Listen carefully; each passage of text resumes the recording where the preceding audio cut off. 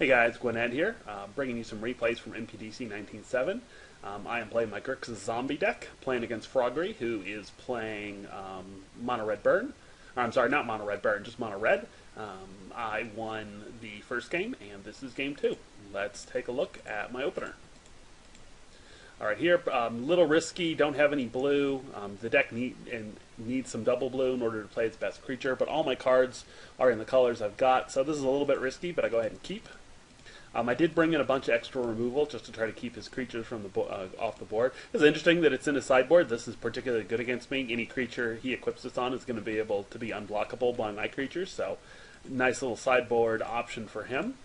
Go ahead and play out the mountain, and obviously don't have anything I can Polar Flame yet. For his second turn, he is able to find an Ashmouth Hound, passes it back to me. I'm going to go ahead and play out the Butcher Ghoul here. Even though I won't be able to block with it if he equips, which is kind of what I'm hoping he'll do. Spend his turn equipping. I guess it's only one. So it's only one to do. So maybe that wasn't as good. Swings in for 2 there. See if he has a follow-up play. Just a Somberwald Vigilante, which is sort of similar to the Ashmouth Hound, but not quite as good. So back on my turn, go ahead and play out the Swamp, and here I'll use Fires of Undeath on his Ashmouth Hound. And that allows me to swing in with the Butcher Ghoul, which he does not block. Pass the turn back. Opponent's going to attack with the Somberwald, and obviously has a 3-mana spell here. The Mog Flunkies, and then he'll go ahead and equip it. Mog Flunkies is a little tough for me. Don't have any way immediately of dealing with that as a 3/3, but I can go ahead and deal with the Somberwald Vigilante, which is good because this guy, even though he's a 3/3, he can't attack without having some creatures with him, so that is definitely very good for me. And here, I'm going to go ahead and play out the Ghoul Raiser, even though I don't have anything to return, simply because I need having the body there is very good for me, and can attack here, because again, he can't block. He could, if he wanted to, tap it and do 2 damage, although, let's see. Equip creature has, so yeah, he can't actually do it yet because it's got Summoning Sickness, but now he can tap it if he wants to. Does have a second Mog Flunkies, as well as a Forge Devil. Not sure there why I would have expected him to do this, although I guess making this a 2/2 is not good for him, but yeah, so I can see that going either way. Obviously tries to attack here, can't attack because it can't attack by itself. Not sure if he just forgot or what that was about. So now he's definitely going to have the ability to attack here. I go ahead and Faithful Suit to see if I can find some removal. I do not. I go ahead and drop the Scrapskin Drake because I'm going to be able to pull that out with the Ghoul Raiser, and I can't cast it anyway. Probably should have cast the Ghoul Raiser there, but I guess here it's going to let me block, was what I was thinking, and I'd be able to return these. That's probably, anyway, my thought process. Here I'm going to go ahead and double block on the Mog Flunkies. If he has a burn spell, it's going to let him get some great value out of it. I also take 4 here. I'm very fortunate that he doesn't have the removal. I do get the Butcher Ghoul back, so it kind of takes the pain out of that double block. Gets one of his Mog Flunkies off the board. Has a Neonate to follow up. And passes the turn back. Now I can Ghoul Raiser for Ghoul Raiser. I also find the island, which is very good for me. Go ahead and Ghoul Raiser here, and let's see if I get... I am fortunate that I do draw the Ghoul Raiser. I was thinking I might get the Snapskin. The Ghoul Raiser is definitely better, though. Here I just pass the turn back, because I want to be able to double block on the Mog Flunkies. He's going to go ahead and be able to hit in with this, which is very good, because he can start putting counters on it. I do have Fires of Undeath, though, and have enough mana for it, so I can take a forward to let him hit me once, and then next turn I'll use my turn to get rid of it. And doesn't have any other attacks there, and nor does he have a follow-up play.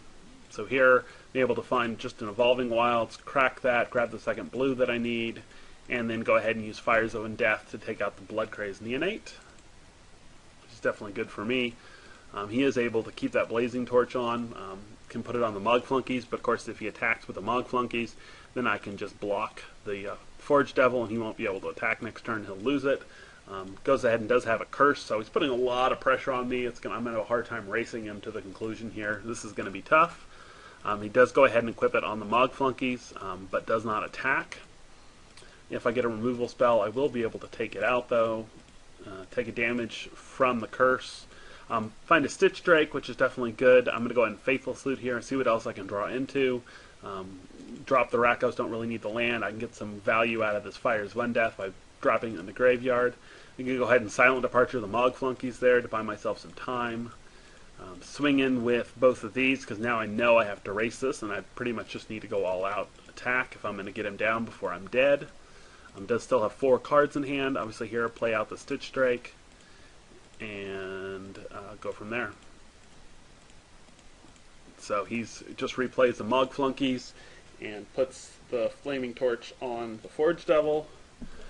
Back on my turn, I draw into another Drake, which is good. Here, I'm going to go ahead and use the Fire Zone Death to take out the Forge Devil. He does go ahead and tap it to do 2 damage to me, but that negates his Mog Flunkies, makes him so he's not able to attack or block, so that's still great for me.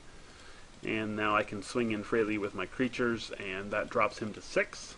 So I've got him on a 1-turn clock here, which is definitely good. He's going to have to come up with something else to stop me. And feeling pretty good now about this. Doing 7 in 1 turn with 3 mana would be pretty difficult. Can't attack. Does have Faithless Looting. The Fling would have only done 3. He could have taken out a creature with it, which might have been the play if he had done. Anyway, that might have been a thought there if he had been able to fling the Mog Flunkies at one of these. I would only hit him for 5.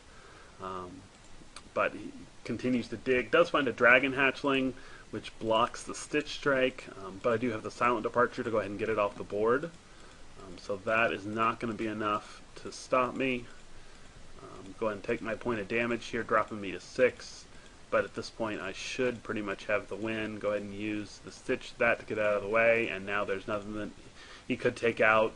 One of these if he had a removal spell, but I guess the only 1 mana removal spell is Pillar of Flame, and that's a sorcery, so this is pretty much game. Got the good game from my opponent, and that is that. So that is so that's how that went. Ended up coming back, lost the first round, but won the second round, and I'll be back in a little bit for the next round. Hope you enjoyed watching.